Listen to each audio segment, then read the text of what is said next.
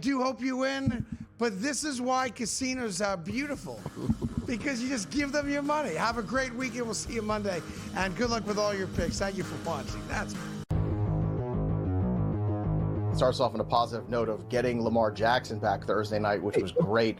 He threw for 200 yards, did not look rusty at all. He only rushed for 15, but he didn't really need that. Lamar Jackson also threw for 4 touchdowns, 2 of which going to Mark Andrews. So guess who's back and relative again at the tight end position now that Lamar's back? Oh, wait, it's Mark Andrews. No kidding. I mean, the guy just catches touchdowns. It's Lamar's favorite guy in the red zone. Fantasy Sports Today, only on SportsGrid.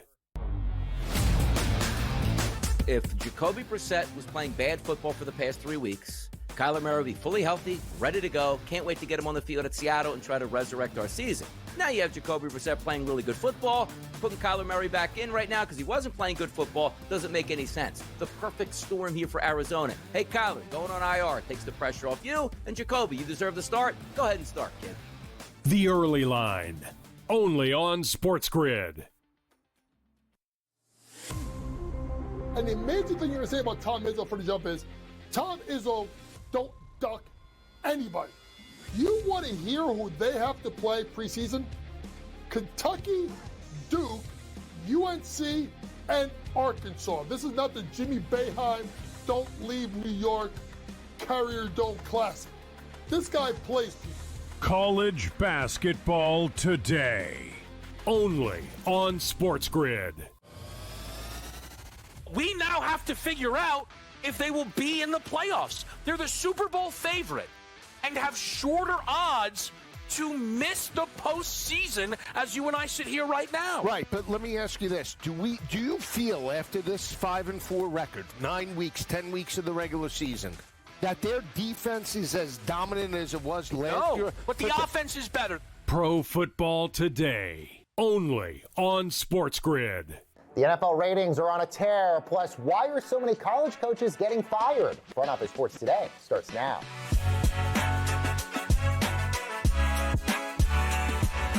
Hi, everyone, and welcome to Front Office Sports Today, your look inside the stories that are shaping the business and culture of sports. I'm Baker Machado, and this podcast is brought to you by Invesco QQQ. Changing the game has always been our game. Access NASDAQ 100 companies in one ETF, Invesco Distributors, Inc. Now, coming up on the show, who should Penn State hire as their new football coach? We're going to ask Penn State's Board of Trustee and Joe Paterno's son, Jay Paterno, his thoughts. But let's start with the NFL continuing to set record ratings in the U.S. and abroad in today's main event. Well, ratings for the NFL this year are through the roof, as CBS says their ratings are the highest they've had for the NFL season since 1998. This is over 30 million people watched the Bills-Chiefs game last Sunday. So, could we also get one of the biggest rated games of the year ahead? Let's bring in Front Office Sports reporter David Rumsey for more. So, David, we'll get to some of the ratings here in just a moment, but let's first talk about the international game that we got this weekend, the very first game in Berlin. Good matchup, the Colts and the Falcons here. Yeah, this is a very good matchup for the NFL outside of the U.S. You know, typically the long-running joke has been we just send the worst matchups, you know, the Jaguars and maybe another losing team over to London to play. And while that has been the case sometimes still this season, you're right, this is a great matchup for the very first NFL game ever in Berlin. Now, there's been games in 2 other cities in Germany, Munich and Frankfurt. And those have just been received so well by the fans. It's no surprise that the NFL wanted to add a third city in Berlin and continue to play there, which I think they will for many more years. Yeah, I'm glad you mentioned all of that because next week we're going to get the Madrid game, and I believe that is the last international game we're going to have this year. But you're right, this is the most amount of international games we've seen on the NFL calendar. So would you think that the NFL, you know, maybe who might down the road won an international Super Bowl could say that, you know, this year internationally has been a great success for us? I think it has. So there's been a record 7 games outside of the U.S. this year once we play the Berlin game and the Madrid game that you just referenced. NFL Commissioner Roger Goodell and several other owners have said many times repeatedly that they want to play up to 16 games abroad once they potentially expand the regular season schedule to 18 games. So I think that's probably something maybe more later this decade or even into the 2030s before we get there. But they do have the ability to play an extra 8th game outside the U.S. next year. We're talking about returning to all the places they've been this year, like Ireland and Germany and Madrid, Brazil, and then potentially even going back to Mexico. So we'll see where that goes. Of course, they're going to Australia next year. as well. There's really no borders for the NFL. Let's talk here domestically. Obviously, ratings, as I mentioned, have been really good for the NFL. As CBS said that their Bills game that they had last week against the Chiefs, 30 million people watched that. That's the second most watched game this year behind the Eagles game against the Chiefs that was over on Fox. Any sort of interesting nuggets you're finding when you're looking through some of this ratings data for this season? Definitely. So after we finished week 9, that's actually exactly halfway through the 18 weeks of the regular season. We get one bye week, 17 games per team. So halfway through the regular season, the top 10 most watched games, it's no surprise, is dominated by the Cowboys and the Chiefs. So the Chiefs actually have the 2 most watched games of the season. That Bills game you referenced that just happened this past Sunday, and then a week 2 matchup against the Eagles on Fox. They have 3 of the most 4 watched games, but the Cowboys actually occupy 5 spots on the top 10 list, which is a league high. The Chiefs do only have 3 out of the 10 most watched games so far this season. So the battle for America's team, at least on TV, is still heating up, I would say. So, David, you mentioned those 2 teams right there, the Chiefs and the Cowboys. Those 2 teams play each other on Thanksgiving. So is there a possibility this could be the most watched regular season NFL game ever? Definitely. That game on Thanksgiving Day is most certainly going to be the most watched game of the regular season. Typically, the Cowboys Thanksgiving Day game is usually the most watched game of the season, no matter who they play. But yeah, this could set records for a Thanksgiving Day matchup. I mean, we're talking potentially north of 50 million viewers, especially with Nielsen's new ratings methodology this year, pulling in that big data that's just making all sports telecasts go up in their TV audiences. So yes, that's going to be a mega matchup. We'll see if the Cowboys and some of the moves they've made can get them maybe back closer to 500 by the time that matchup comes. But either way, it's going to be a huge game. Rumsey, with the last little bit of time we have left with you, any other interesting things that you've noticed so far this NFL season? Yeah, definitely. I think if we keep talking about ratings beyond the Chiefs and the Cowboys, there's only one other team on this top 10 list through the halfway mark of the season that appears twice in the top 10 most watched games, and that's the Eagles. And coincidentally, maybe not coincidentally, it's against the Chiefs and the Cowboys, those 2 games. So all the other games are just one-offs for teams, and we'll see what that ratings list looks like at the end of the year. But the NFL is having just another great season on TV, and of course, like we mentioned, the Nielsen methodology is kind of helping that out. But the NFL remains king on TV and kind of trending back, really its best season in more than 10 years. Yeah, really interesting to watch all of this. David Rumsey, a reporter for us here at Front Office Sports. David, thank you so much. Meanwhile, as the NBA investigations continue into Terry Rozier and Chauncey Billups, former Pistons guard Malik Beasley is still being investigated as well by the NBA in a separate gambling case, but does say he still has plans to come back to the NBA. So let's bring in Front Office Sports reporter Colin Salau. Colin, good to see you as always. You actually spoke with Malik Beasley's attorney. What's he saying here?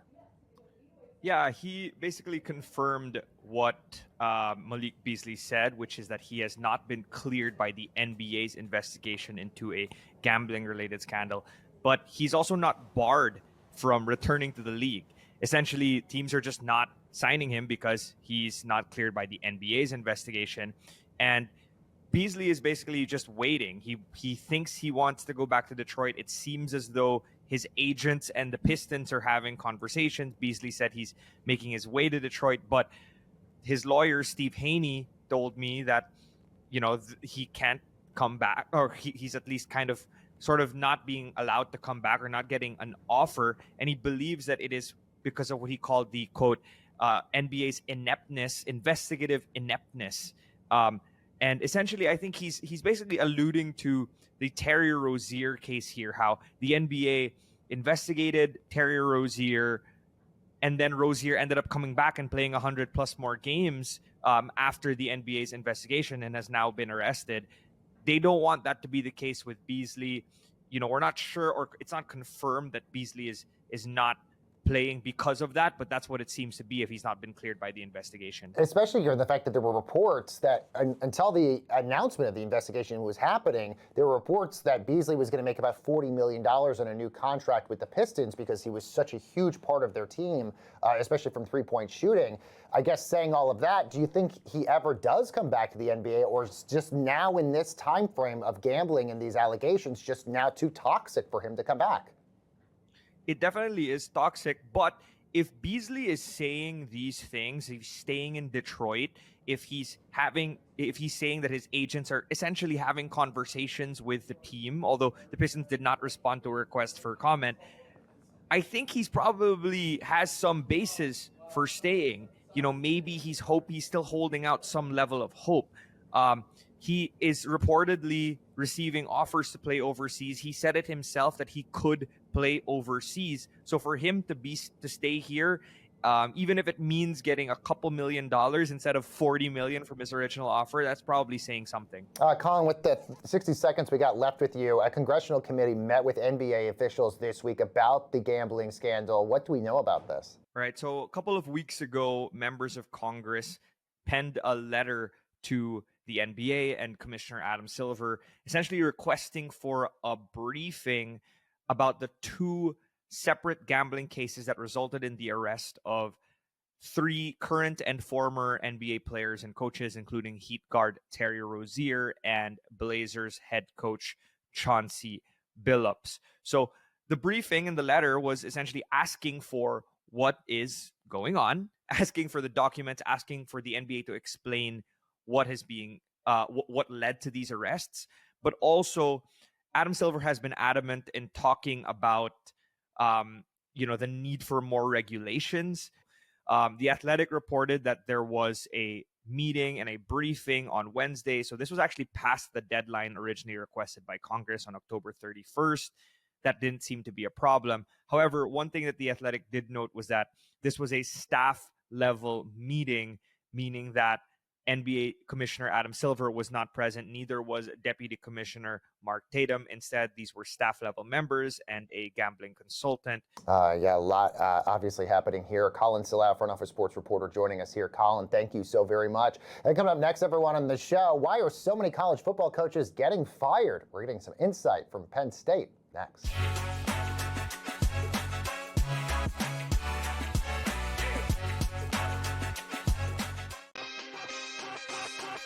Sauce Gardner heading over to the Indianapolis Colts as they go all in on this season and beyond. As I think a lot of people have been noting, that move does not just say, hey, we like what we have this year. It says we like what we have moving forward, and that includes Daniel Jones as their starting quarterback for Dallas. What does that decision to bring in Quinnen Williams say? That means they're poorly ran, but we already knew that. Game time decisions. Only on SportsGrid.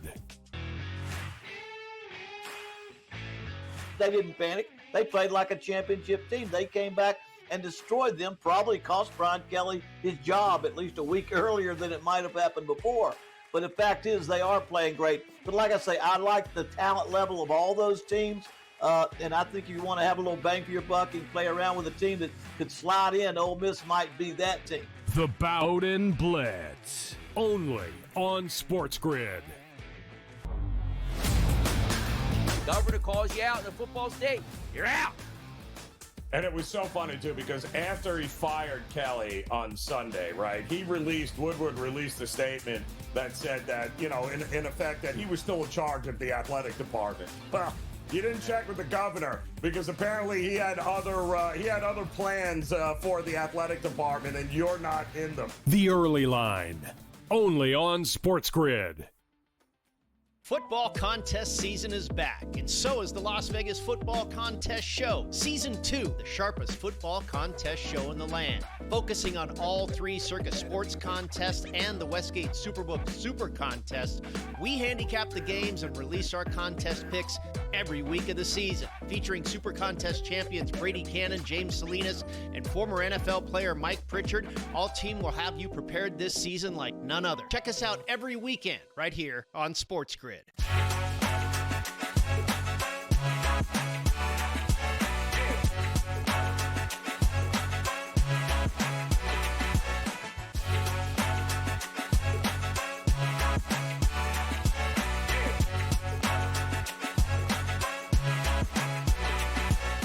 Welcome back, everyone, to Front Office Sports Today. I'm Baker Machado, and this podcast is brought to you by Invesco QQQ. In football, changing the game begins with rethinking it, like rethinking how players work on their game. And with wearable tech, advanced analytics, AI, and more, the same innovative thinking that changes the game could also change your portfolio. Invesco QQQ gives you access to the innovators who are rethinking the world, so let's rethink possibility. Well, since college football's playoff was implemented back in 2014, severance pay for buying out coaches' contracts now on pace to surpass $1 billion, including a record $185 million this year alone. This comes as 25% of the SEC schools are currently looking for a new football coach. So why are we seeing so much turnover? Well, let's bring in former Penn State assistant coach Jay Paterno. He's also the son to the late Joe Paterno and a current member of the Penn State Board of Trustees. Jay, such a pleasure to have you here. So I guess let's get to the big question. Why are we seeing so many coaching firings right now? It seems really unusual. Well, I think it's a couple of things. With the signing date moved into December a number of years ago, I think that accelerated everybody's timetable because they want to save that recruiting class. The transfer portal has made really what you would call the Kurt Signetti effect. You know, him going into Indiana and turning around as quickly as he has made everybody really, really impatient. And I think those two factors have come into play to make fan bases and administrations and even boards of trustees very, very impatient in terms of wanting to see results in the field. No one's giving anybody a chance to build a program anymore. Yeah, why is that? Is it because of the NIL and the transfer portal now? I mean, Steve Sarkisian had this interview the other day, and he said, there's all these open positions. Who are you going to fill them with? It feels like Lane Kiffin is the finalist for all of these jobs. Well, you know, Lane Kiffin has an ATM machine right now called Penn State, Florida, LSU, Auburn. You just go down the list, and his agent is sitting there saying, oh, great, okay, I can play one off the other, off the other, off the other. Selfishly, I kind of hope that Lane Kiffin stays put. I think it'd be great for him and for Ole Miss to kind of send that message that this is a great place. But I'm not going to speak for Lane. I don't, you know, he's got to make his own decision. But I think what you look at now is the game has become so professionalized. Coaches are making so much money. Players are now making so much money that the fans and administration look at it very, very differently than they did 5 years ago. And the vitriol from fans has gotten a lot nastier because of that. I think that, and the impatience has become just like the NFL. Well, if we don't make the playoffs, get rid of them, get somebody who will. But we're talking some seriously real money now as it relates to what are supposed to be institutions of higher education throwing money to pay someone not to work. Well, I mean, and your school's involved in this as well with what happened with James Franklin, obviously one of the biggest buyouts in college football history. Can you give us any sort of insight into what Penn State's looking for coming up next? Obviously, if you're going to replace Franklin, you want something better. Who's out there that Penn State sort of would want to sort of help take this program to the next level? Well, 4 years ago, when we extended his contract to 10 years, I was not in the compensation committee, but a number of trustees on that committee talked to me about it. I said, look, I wouldn't give anybody a 10-year contract and guarantee all that money not because of James Franklin. I wouldn't have given it to anybody, simply because revenue share. I said, revenue sharing is coming. They thought I was nuts. I said, NIL is going to matter. All these things that people that are like looking forward, we're seeing coming, weren't taken into account in that contract and the buyout, and they guaranteed every dollar on it. Now, when you look at where we go from here, you know, the big criticism about James Franklin was that he didn't get us over the hump. Well, what is the hump? Okay, if the hump is a national championship, there's only 3 active coaches right now who have actually done that. Dabo Swinney, Ryan Day, and Kirby Smart. And you're not getting them to move to Penn State, most likely. I'm certain, you know, in fact, not most likely, most definitely. So what are you going to get? Who are you going to get? And it's not like getting divorced. When you get divorced, you don't have to necessarily get remarried right away. You can spend time looking for the right person if you want to. With this, you better find somebody in a hurry. I think what it comes down to this is this. Every school needs to define what they are. What makes us unique? What are the things where you can be successful at Penn State or Florida or LSU, whatever the situation may be, and then go out and find someone who fits that profile. And you know what? Everybody's got certain names they want. There are a lot of great coaches out there, some of whose names fans wouldn't even know. Oregon fans, I'm sure, were not well versed on what Dan Lanning had done when they hired him away from Georgia a couple of years ago, and he's been an incredible coach at Oregon. So there may be somebody like that out there that we don't even know about or haven't even discussed at Penn State. And then, you know, there are guys that are coordinators, like a guy like Al Golden, who would be good as a head coach at a lot of places. Pat Fitzgerald is sitting out there. Now that Northwestern has cleared him, he's a guy that I think schools should take a look at. But, you know, I don't want to get into necessarily saying anybody as it relates to Penn State, because this is going to be tough enough for our administration without a trustee sticking his nose in it. Well, on top of that, I mean, we had North Carolina obviously go the NFL route, and we've seen what sort of happened with Bill Belichick there. And obviously, everybody's trying to find their next Curt Cignetti, but there's few of those, few and far between. Is the next mold going to be the Colin Kleins, the offensive coordinators of the Texas A&Ms, but they're in their early 30s? Like, what even is a college football coach right now that's going to pay dividends? Yeah, I mean, I think that's, if you go back years ago, a lot of the ADs were football guys who had been former coaches and had their tentacles, and they still had a lot of contacts, and they could pick up the phone and call guys. In 1969, my dad was offered the Michigan job, and he turned it down, obviously, and thankfully, or, I don't even know, I don't know where I'd be right now. But that being said, when he turned it down, the AD at Michigan called him back a couple of days later and said, "What do you know about a guy named Bo Schembechler, who was the head coach of Miami, Ohio, that nobody had heard of?" And Joe said, "Well, I don't know a whole lot about him. Why do you ask?" And he said, "Well, Woody Hayes said he's the best assistant coach he ever had at Ohio State." And Joe said, "Well, knowing Woody, if he said that, I'd hire him." And not that that's why he did, but the point is when Bo Schembechler was hired at Michigan, the headline Detroit Free Press said, "Bo who?" with a big question mark. And obviously that worked out. So I think the ADs that have to make these decisions have to think not just of the big obvious names, but also go start to search and talk to guys in the profession and find out who they might know, who might be a really good fit for their school.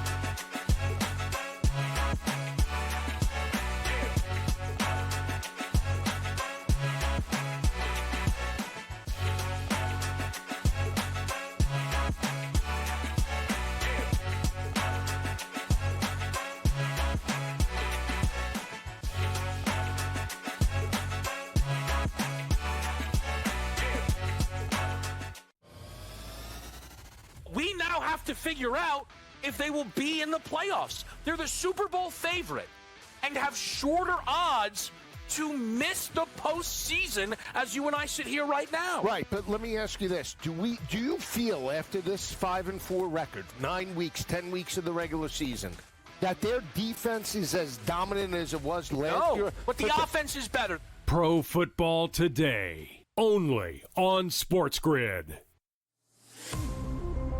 Fly Pelican, more like grounded Pelican. The Pelicans are 0-6 to start the season. Their main guys aren't their main guys. And it comes to a point where, what do you do if you are Joe Dumars and the leadership of New Orleans? Pro Basketball Today, only on SportsGrid.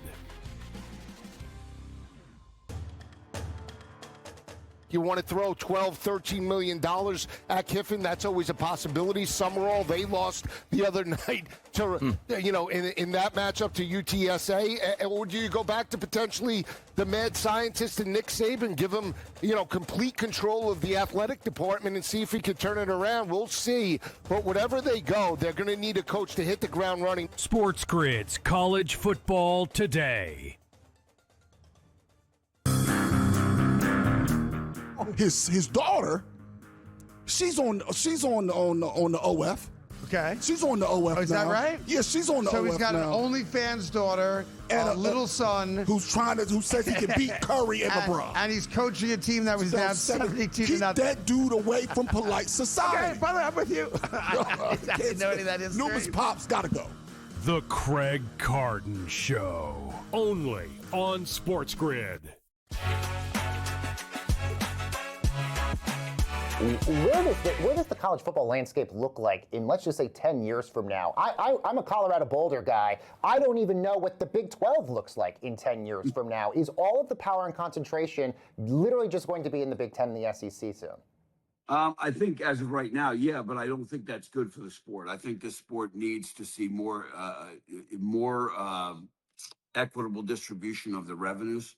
So, and it's, I know I sound like the new mayor of New York City saying that, but I mean, the reality is this: when the game is healthy across a number of leagues, I think it's healthier for everybody. I think we would all benefit if there was a scenario in where USC, UCLA, Oregon, and Washington love having them in the Big Ten, but if they could play more of their games on the West Coast, I think it'd be better for the game to keep the game viable out there and to keep fan interest. Right now, we're all benefiting from the fact that gambling has just exploded all over the country. So there are people watching games they normally wouldn't watch because they're on DraftKings or whatever platform they're on, and they're doing prop bets and all those things. But with those things comes some real dangers to the sport as well. So you never get anything for nothing. But I think there will be a time when I think what's going to happen with college football is we're going to have to go to a situation where collective bargaining enters into this. We've got to settle down what, for lack of other term, what we call what is essentially the labor market, because the schools need some collective bargaining protections, as do the players. Because guys go in the transfer portal and they don't get picked up. Now what do they do? So I think it's a matter of there's going to be still dramatic change as it relates to college football, just beyond the SEC and beyond the Big Ten. Well, let's talk about this because you've segued perfectly in my next question, which is, Congress obviously is debating and discussing the SCORE Act, which would sort of change a lot of the parts of the NCAA, but then you have other people like Cody Campbell out there who say, look, the SCORE Act doesn't solve any of the problems. It's literally just modernizing the current standards of the NCAA. What happens here? Do we have a situation where these athletes do become employees, and what happens here in terms of Congress to regulate all of this? Well, I'm an old school guy, so when you sit here and talk about them being employees and collective bargaining, it's not something that I love, but it's reality. And sooner or later, you got to face up to what you're doing. And right now, at a place like Penn State or Ohio State or Michigan or wherever, Alabama, we are essentially running what is, for lack of any other term, it's a sports entertainment enterprise. And I think COVID was a major turning point in where we had our athletes on campus, sequestered them, put all kinds of limitations on them. And the athletes and their families looked at us and said, why are we here having to do these things? Oh, it's because you as a university need that television check that you can only get if we show up. I mean, look, Dan Lanning's a great football coach. Ryan Day's a great football coach. If they were to play in the Big Ten championship game this December and the players walk off the field right before the game, I know both those guys, but I'm not going to sit there and watch them play cornhole for 3 hours and get excited about it and decide. So the reality is, without the players, that's where we're at. So I think that's going to end up showing up at some point, whether we like it or not. And until Congress, and there are some legal protections that face up to what we are really doing here, we're just going to see another continuation of lawsuit after lawsuit that jolt the college sports model with the latest ruling of a judge. It could happen anywhere in the country at any time. Well, to that point, I mean, to go back to Cody Campbell, the famous Texas Tech booster, he's sort of been arguing to get rid of the NCAA. There should be a whole nother organization that's overseeing this, and then also amending the Sports Broadcasting Act so a lot of these conferences can pool all of their media rights together. He claims that will then help distribute a lot more money to women's sports, to Olympic sports, all of that. What's your take on that? Do you agree with him that the Sports Broadcasting Act needs to be amended so you guys can pull your media rights together? And do you think the NCAA needs to basically go out the door also? Well, I've had my issues with the NCAA for a number of years, going back to some other things. But I think the reality is this: back when the Supreme Court blew up the NCAA's monopoly on broadcasting, a number of schools and conferences got together and formed what was then called the College Football Association, and had a national broadcast package. And the rights they were able to get, because they then controlled the inventory, were able to schedule certain games, changed dramatically. It went up by multiples of 2 or 3 to what schools were getting when they were on TV. Everybody got some money out of it, so there was some equitable distribution of the money, but also there was an incentive in that if you were the game of the week on the CFA package with they had it with ESPN and CBS, if you were the game of the week, you got a broadcast rights. I think it was $250,000 or $300,000 for being on CBS that week, which was up a multiple of 3x from what it had been. So there is historical precedent for what Cody Campbell is arguing. Yeah, going to be really fascinating to see where all of this goes. Jay, such tremendous insight. Really appreciate you joining us. That's Jay Paterno, former Penn State assistant coach, of course, son to the late, great Joe Paterno, and, of course, the current member of the Penn State Board of Trustees. Jay, thank you.